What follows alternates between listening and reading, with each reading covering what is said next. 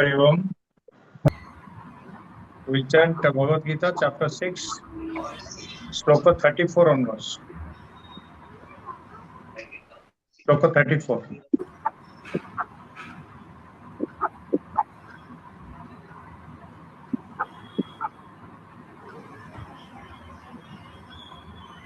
Chanchala hi manah Krishna, pramati balabhadrudham, tasyaham nigraham manne, mayoriva duskaram. Sloka 35.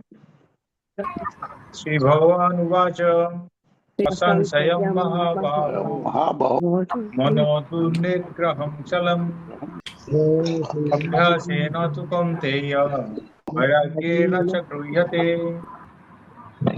असंशयतात्मना योगो प्राप्य इति मे मति पश्चात्मना तु यतता सख्यो वाप्तुमुपायतः 37 अर्जुन उवाच अयति श्रद्धयोपेतो योगाचलितमानस अप्राप्य योगसंसिद्धिं कां गतिं कृष्ण गच्छति श्लोक 38 कच्चिन्नो भय विभ्रष्ट चेतनाभ्रमिव पन्नस्यति अप्रतिष्ठो महाबाहो विमूढो ब्रह्मणः पथि एतन्मे संशय Krishna चेतुर्महर्ष्य शेषतः त्वदन्य संशयस्यास्य चेतनाह्युपपद्यते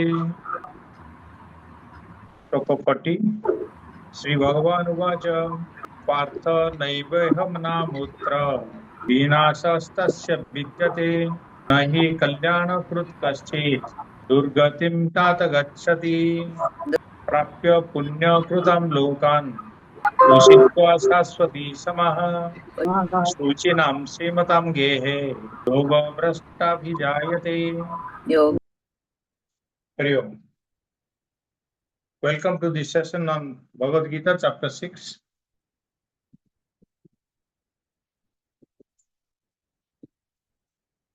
This chapter is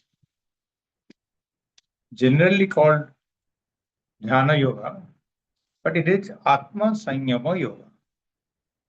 Atma Sanyama. But Atma Sanyama, it has given so much of instruction in this chapter, how to do meditation. Normally, Dhyana or meditation is prescribed in this chapter. Dhyana, as we have seen in our guided meditation classes and the questions that we have received, how to control the mind is the main question. And then a lot of advice is given in the Gita by Bhagavan Krishna for controlling the mind. And that mind is very, very fickle, turbulent, and very unyielding. It has been told by Krishna, by Arjuna himself. So, chanchalam hi mana Krishna. The mind is restless, turbulent, strong. He has admitted. And so he is asking Krishna how to control it. And this remedy prescribed by Bhagavan Krishna is applicable to all of us. So he says, Asansaya, there is no doubt that mana is chanchala, is very restless. But you have to control it by practice and detachment. He says, these two words you must remember. Vairagyena cha grhyate. Abhyasena tu kaunteya vairagyena cha grhyate. Abhyasa and vairagya. Abhyasa means practice. Vairagya means detachment. Now you will ask me how this practice will do, but detachment is very difficult. Detachment is vairagya. Vairagya is not tyaga. Tyaga means giving up totally. You get away from everything. But vairagya is detachment. And detachment is from all your attachments. Like you have your the entire society is there, you are attached to it. Your friend circles, you are attached to it. Your family, you are attached. And then you are attached to yourself. Your physical body, mind, you are also attached to it. And further, you are also attached to the materials, your possessions, your ghara, gadi, goda, all that, you are also attached. So slowly, you have to remove the attachment. Nobody is asking you to uh, give up or relinquish your possession. You have to remove the attachment. It's a mental attachment you have to remove. How it will happen? It will happen by understanding that I myself is not what I see here. Whole thing is a drishya only. Whatever I see, whatever I possess, whatever I say, my wife or my children, they are all coming and going. They'll change, but I will remain there. I am constant. I am the Atma. I am the Drashta. If you come to that thinking, nothing will go wrong. You'll be fully detached because these changes of the scenery will keep on changing. It's like a bioscope or a cinema. You sit down there, you are the drashta, and the cinema is changing, all the screen is changing. Same way, the whole world is changing. But you are a drashta. And what happens, you see, come to the crux of it. The crux is that the total Vedanta or Brahma Vidya, the crux is that you are uh, there is no difference between you and the Brahman. Jiva Brahma Aikya, this is the teaching of Vedanta. Me, I and Brahman, there is no difference. I am the Brahman. Of course, it is from the point of view of Aikya at the Lakshana level, not at the Pachyartha, but Lakshartha level. Okay. At a subtle level, I am the same. I, the Atma, doesn't undergo any change. I remain all the time. Na jayate mriyate va kadachit. So if I am constant, what difference it makes if somebody dies or somebody lose some wealth? I'll keep on till the time this body is there, I am there. When the body is not there, I'm also there. And if I, with the grace of Guru, if I get moksha, then I am also there, one with the Bhagavan. I have no change. I have nothing to fear. If that thinking comes, Vairagya becomes very easy. Okay. So these two things. You see, you may not be to the highest level of Vairagya, but you can purposely, consciously, you try to cultivate some detachment from your day-to-day activities, from the world and the family. Some detachment has to be there. Otherwise, every time your mind will be occupied with those thoughts. See, what happens is, if you're attached with something, you are doing work or some project you are doing, or you are working in the office, or even at home also, you are so attached to the children, you think of where is my son gone, and there he will be, how will he be working, what will he be eating, or how will you sleeping. All these unnecessary thoughts clutter your mind. When you are sitting down for meditation, those thoughts also pop up. When the mind is completely filled up with all these rubbish thought, then how can the thought of Bhagavan will reside there? Peace comes only through, peace is what? Santam. Santam. Santam comes only through quietness of the mind.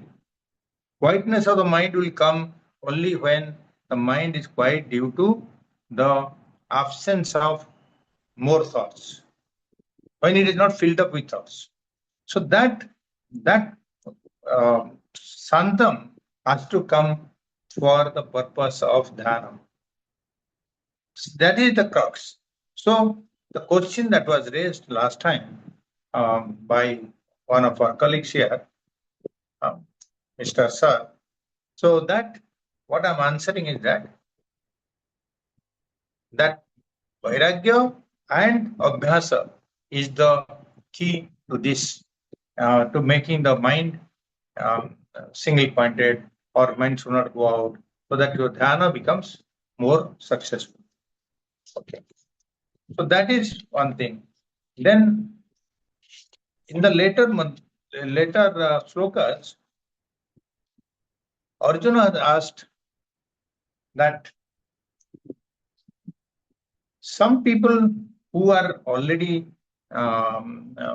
they have gathered punya, they are doing the practices, spiritual practices, and they can go to Swargaloka or Brahmaloka, but sometimes even then they fail in their mind. That means they become yoga bhrashta. Yoga bhrashta means on the way, while they are striving on their path of liberation, they are something goes wrong. Some vasana comes to the mind and they falter. Or even some people their body drops because of old age or disease or accident, whatever it is, the body drops. So what happened to that soul, that jiva? So these are the questions asked by Arjuna. Okay. Some yogis or the sadhalus or the meditators who are proceeding on the path, but they become yoga bhrashta, then what happens? In that, Bhagavan Sri Krishna has said that certainly there will be a lot of difficulties. Anything good or great you want to achieve, strive for it, there will be a lot of vigna on the way.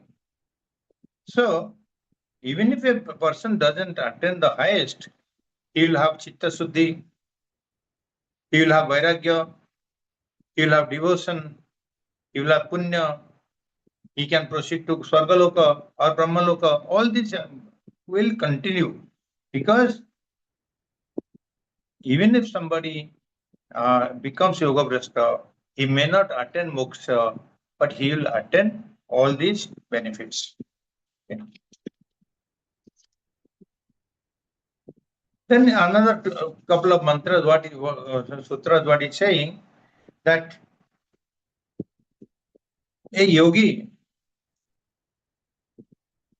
he does the karma yoga.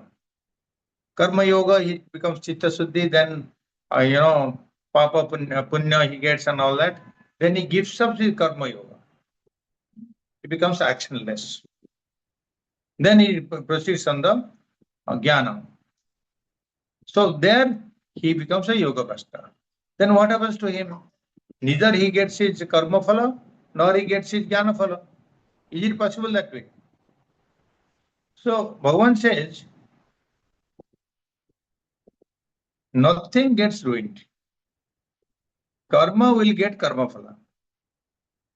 And jnana also will get whatever is the result of that. Okay. There is no loss. Okay. Now we are dwelling on this sloka. We are starting on sloka number 41. 41 sloka says, Prapya punya krutam lokan.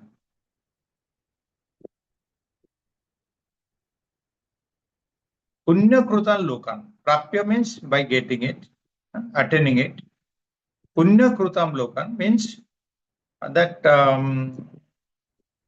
righteous words. That means getting the Swargaloka or Brahmaloka. Usitva Saswati Samaha. Usitva means staying there or residing there, living there. Saswati Sama. Saswati means eternal. Sama. Sama means years. So if that person, suppose somebody by doing a lot of punya, he goes to Brahmaloka. Then he and stays there for a long time. Then he says, what happens if he becomes a yoga brashta at that in Brahmaloka itself? What happens to him? Suchinam Srimatam Gehe. Yoga brashta abhijayate. Abhijayate means he gets burned. Abhijayate. Jayate means gets burned. So again he takes birth. Where he gets birth? Suchinam Srimatam Gehe. Gehe means in the house. Gehe means in the house. Suchinam is pious. Okay. Pious. Then Srimatam. Srimatam means Srimatam. Sri is what? Lakshmi. Right? Lakshmi hermit. That means a house of pious as well as prosperous people. You'll get born in a house which is pious and prosperous, both together. Okay? Prosperous means what? It's a material prosperity. Pious is spiritual prosperity. Both will be there. You'll get born in that house. Clear? Meaning is clear, no? That means attaining the worlds of righteousness and residing there for eternal years, the man fallen from yoga, that yoga brashta, is born in the house of the pious who are prosperous. So pious people also can be prosperous.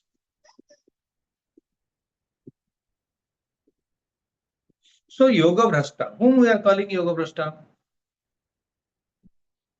Yoga brashta we are calling some people, someone who has set out on the path of yoga. Yoga means all the yoga prescribed. It's not the Ashtanga yoga. It is the yoga prescribed in the Bhagavad Gita. Like Karma yoga, Bhakti yoga, Ashtanga yoga, Jnana yoga, all these are yogas. No? So who has renounced, after Karma yoga, he has renounced the actions. And then while pursuing Jnana yoga, he dies. So he dies while he is doing the Sravana, like all of us are doing Sravana Kirtana karte hain. So while doing the Sravana also, he can fall sick and die also. So in the midst of practicing Sravana, etc., Vedanta, that time he may hanker for objects of the world. उसका मन में कुछ हो जाएगा, मुझे वो चाहिए, सब वासना आ जाएगा. And वासना you'll make him fall. And the vasana comes from what? The impressions that we have in the mind, accumulated impressions are there. So someone may also does not hanker for this, but he has got an attitude of detachment or vairagya, he will continue. But if somebody is not able to resist that temptation, then he will be a yoga brashta. So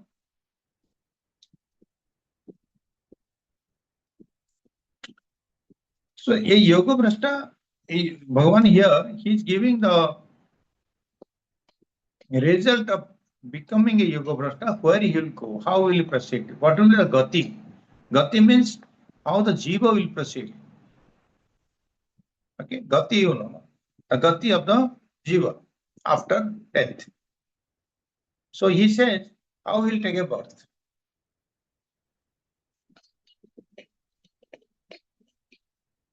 A person who has done punya karma, a sufficient punya karma, he obviously, the righteous actions will yield result, good result, punya. But he can become also yoga brashta because something goes wrong in the mind, various ways. Arjuna may be thinking the question, is pertaining to Arjuna, he may be thinking that a person who is doing karma yoga, karma yoga, you know the definition of karma yoga. That means with a selfless action, without expectation of result, and then he is doing the samarpana, Ishvara samarpana, and prasada buddhi. These are the features of karma yoga. Whatever you do, you do dedicate to the Lord, and whatever Lord gives you, accept it as a result. You are not doing anything. There is no doership there. So that is karma yoga. Okay. Karma yoga means you are not no doership. Okay. So Arjuna's question may appear that after karma yoga, and he is doing meditation or upasana or jnana, that time he goes yoga prastha, then what will happen to him? Because, see, one thing is for sure, as per our karma siddhanta, as per the Vedic instructions, okay, the question doesn't arise. Since every action has a result, karma has a karma phala. You cannot stop it. He cannot, there is no way that a person will do some karma, good or bad, and he will not get a result. Okay. The other part is a person who is doing the, he's a sannyasi, he's a monk, and he has renounced the actions, and then he may fail to attain the perfection of yoga in present life also. So how will he be treated? So the Lord's answer here is prapya punya krutam lokan.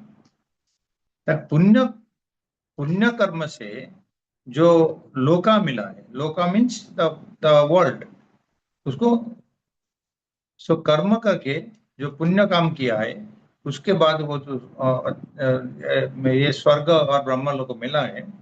So the Lord says that this thing can happen only for a person who is pursuing the jnana marga. Why? Because anybody going to the Swarga Loka or Brahma Loka is because of his punya alone. Isn't it? There should be sufficient punya karma for him to go to the Swarga or Brahma Loka. Okay? So that is the result he has already got. So there is no question that he has not got the result of his action. Karma phala he has got. So that question doesn't arise. Now we'll say, if he goes to a Sargaloka, there is one Sargaloka. If he goes to the Brahmaloka, there is one Brahmaloka. Why it is said that Lokan? Lokan means many lokas. Isn't it? Punya Krutam Lokan. So you have to see the words. Lokan in Sanskrit, Lokan means it's a Bahuvachana. Many lokas. So this is interpreted by Bhagavan Sankaracharya is that this loka, even in Brahma loka also there is a तारतम्य, there is a differentiation. जो जितना पुण्य किया है उसको उतना ही फल मिलता है, even in ब्रह्म लोका और स्वर्ग लोका. Our Acharya used to say, some people in Swarga Loka also, all of them go by punya only, but the quantity of punya differs. So somebody will sit at the back, in the auditorium, somebody will sit at the back seat and somebody will sit in the front seat, looking at the Urvashi and Rambha dancing. And when their punya comes less, then somebody will tap the shoulder, okay, तुम्हारा पुण्य खत्म हो गया, जाओ नीचे जाओ अभी. This is the way. And also in Swargaloka also there will be Airavata is there, so somebody will be washing the Airavata also, cleaning him. So these duties are different. That seva is different there. So that taratamya or differentiation is there in Svargaloka or Brahmaloka also. That differentiation, so that makes a loka different. So that's why lokan in Brahmaloka itself, even some people are there, they'll have different experience. Lokan is the experience of Brahmaloka in a different ways. Usitva means dwelling, having dwelt, having stayed there, resided there. Where? In the Swargaloka or Brahmaloka. Saswati Sama. Saswati, Saswat means eternal. But here, all of us know, you go to Swargaloka or Brahmaloka, it is because of Punya, and Punya, when the Punya level comes down, you have to come down to the Manushaloka again. That means it is not Saswata. But it is Saswata, we say Saswata because comparatively it is very long period. Isn't it? So that long period, considering the standard of one day of Brahmaloka, don't know how 1 day of Brahma is 432 million days on the earth. Sorry, million years on the earth, 1 day of Brahma. Because 1 day of Brahma is a one kalpa. One kalpa is 4.32 billion years.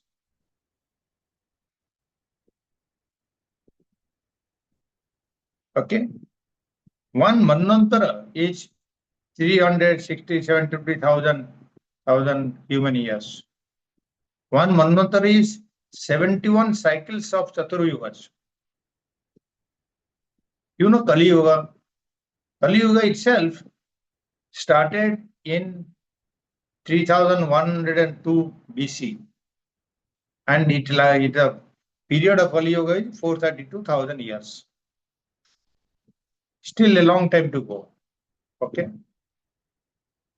So if somebody stays there in the Brahmaloka or Sargaloka for a long period and comes down, where he will take birth? A person of this type, the Logabrasta, where he will take birth? This is the question.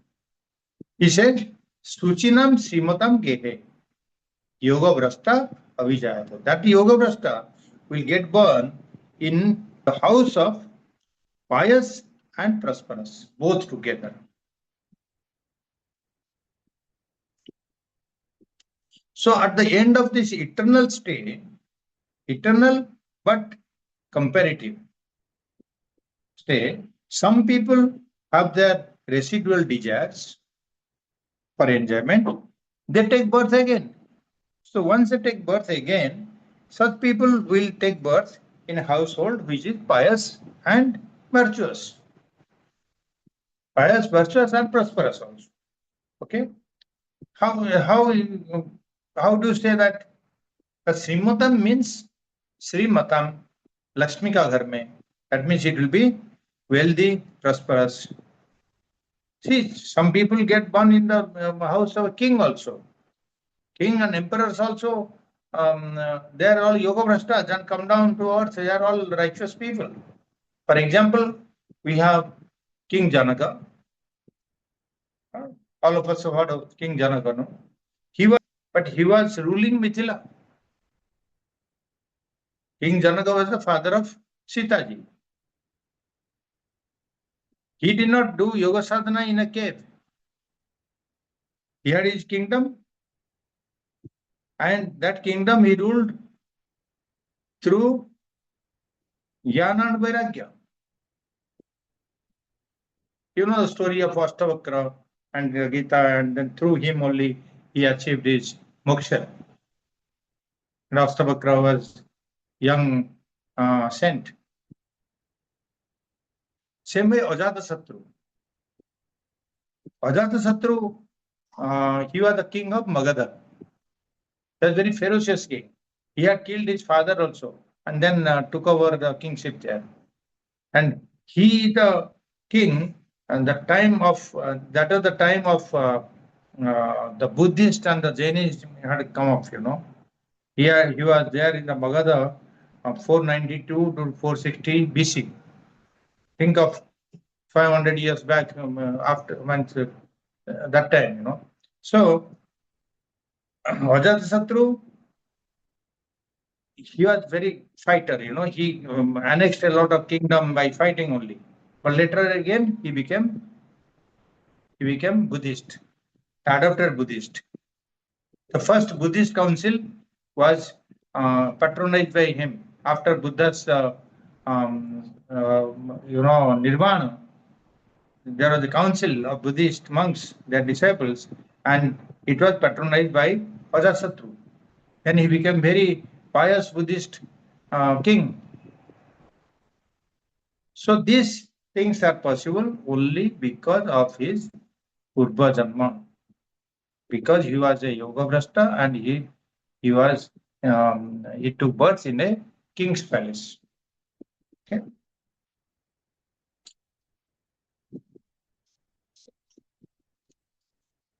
So this much for sloka number 41. We go to sloka number 42. Yathava yoginameva kule bhavati dhimatam etadhi durlabataram loke janma yadristasam yathava yoginameva kule bhavati dhimatam etadhi durlabataram loke janma adidrishyam athava means or yoginam eva is yoginam eva yogi, even the yogis, kule bhavati dhimatam. Kule means kulome. Yogi dhimatam kule. Dhimatam means the wise. Dhi is the intellect. So dhimatam is the wise people. So dhimatam kule bhavati. So he takes birth in the family of the wise people.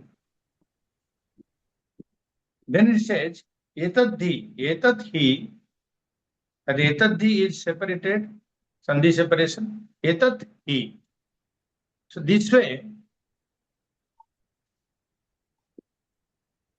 durlabataram loke janma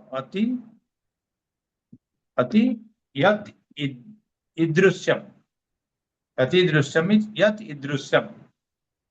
Like this.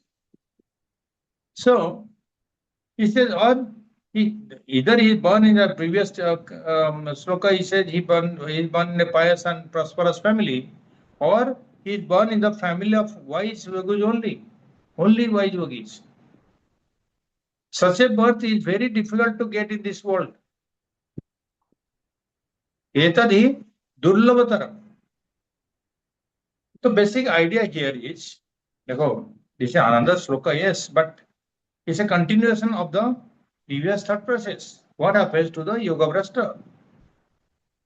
So Krishna is describing the birth of a Yoga Brashta who attains Swargaloka or Brahmaloka, and after enjoying a relatively long period of residence in that Brahmaloka or Swargaloka, and because of his residual desires, some desires were left out, some vasanas were left out.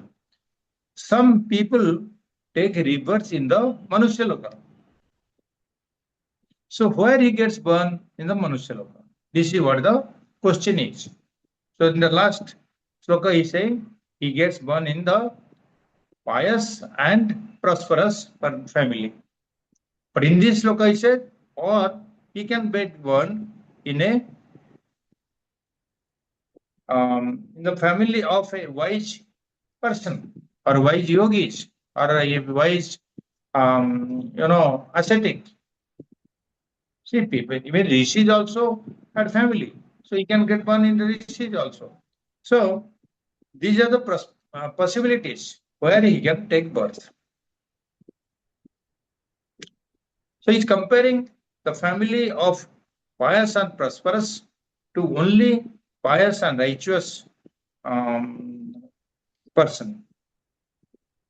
But here one thing is clear, that he gets born soon after departing from one body, it takes up another body. It doesn't, Jiva spends some time in the space before he gets a body, but he gets right after he gets soon after getting out of one body, he gets another body,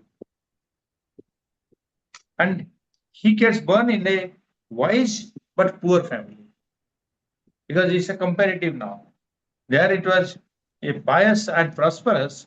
Here it is a wise yogi or and poor family.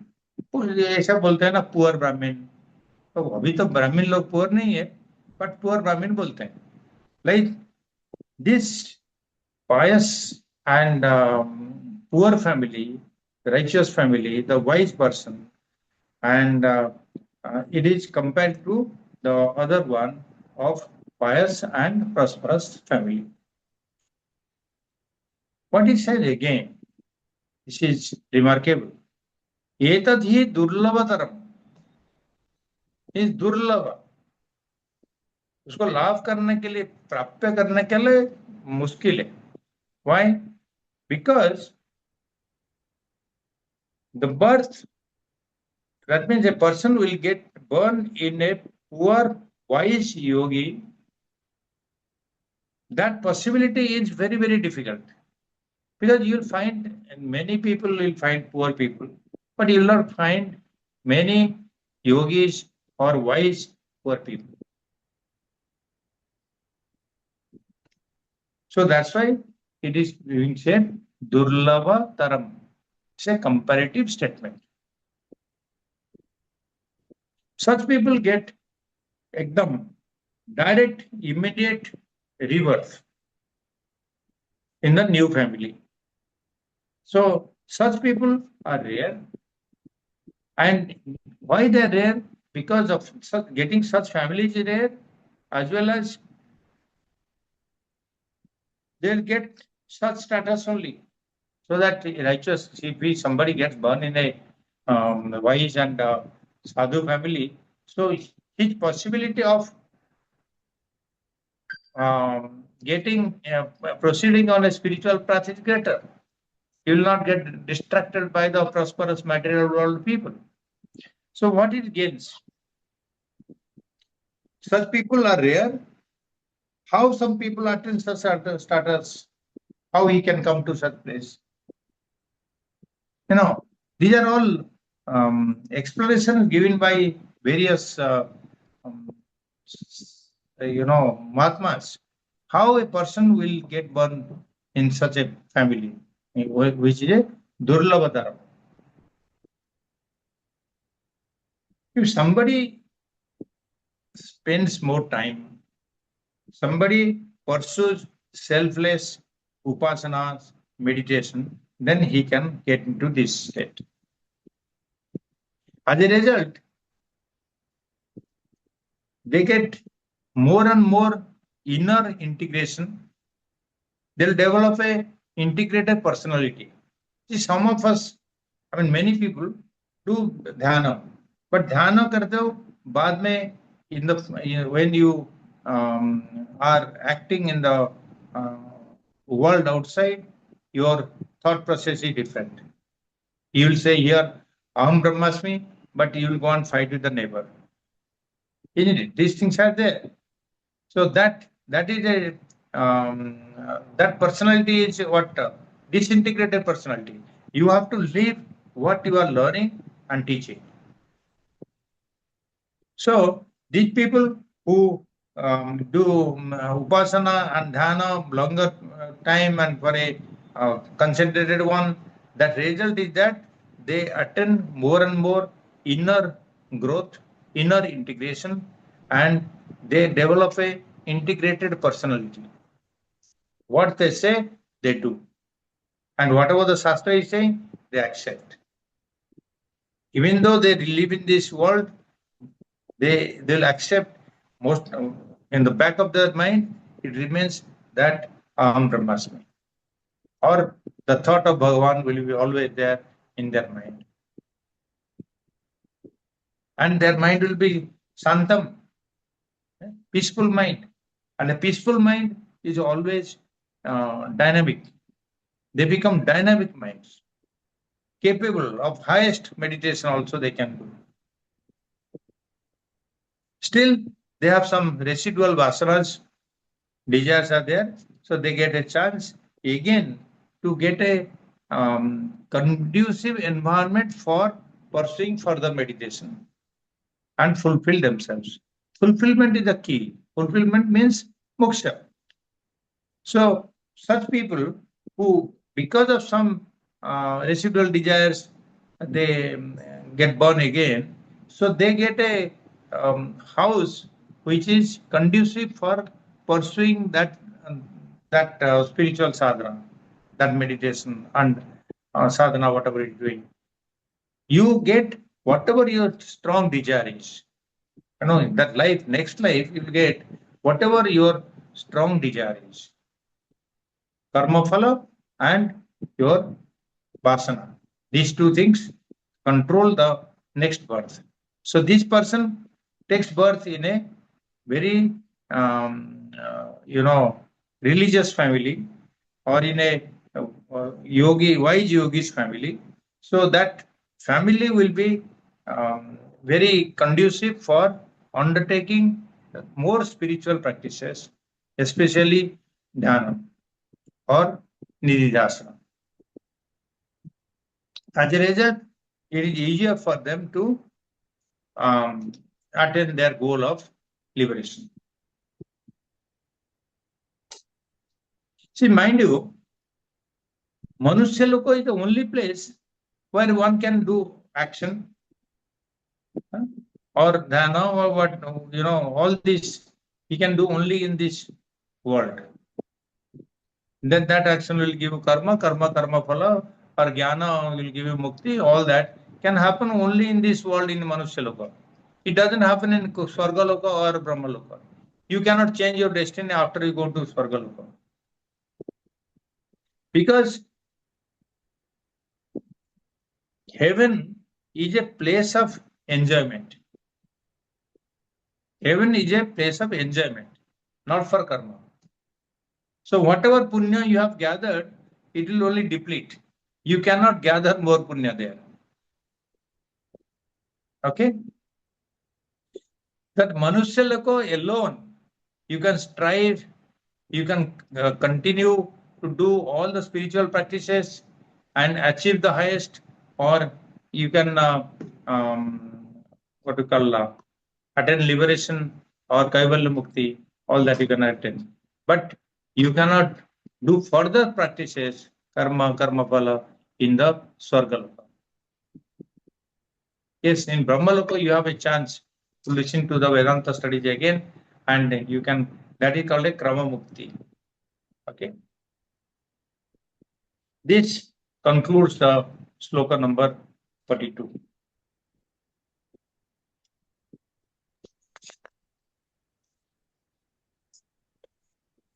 We'll chant the sloka 43, but we'll stop it here.